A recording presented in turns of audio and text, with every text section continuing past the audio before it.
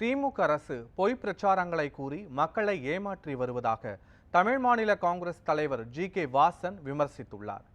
திருப்பூர் பாஜக வேட்பாளர் முருகானந்தத்தை ஆதரித்து அவர் பரப்புரை மேற்கொண்டார். அப்போது பேசிய அவர், திருப்பூர் பகுதியில் ஏராளமான பிரச்சனைகள் உள்ள நிலையில் அங்குள்ள சட்டமன்ற உறுப்பினர் மற்றும் நாடாளுமன்ற உறுப்பினர் எந்த ஒரு தீர்வையும் வழங்கவில்லை என குற்றம் சாட்டினார்.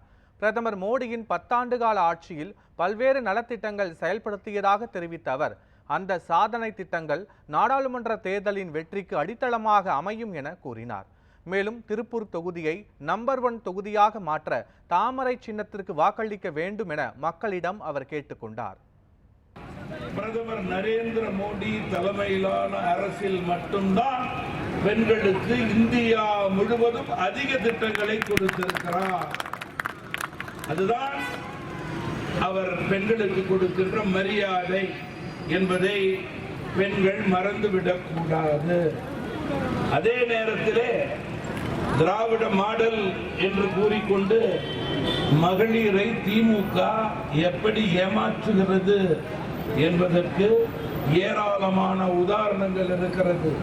ஒரே ஒரு உதாரணத்தை இங்கே நான் குறிப்பிட விரும்புகிறேன். 1000 ரூபாய் உரிமை தொகை என்று ஒரு பெயர் வைத்துக் கொண்டு உங்களுக்கு தமிழக அரசு கொடுக்கிறது. 1000 ரூபாய் கொடுப்பதிலே பாகுபாடு, கோட்பாடு, சிலருக்கு கொடுக்கிறார்கள், பலருக்கு அதை கொடுப்பது கிடையாது.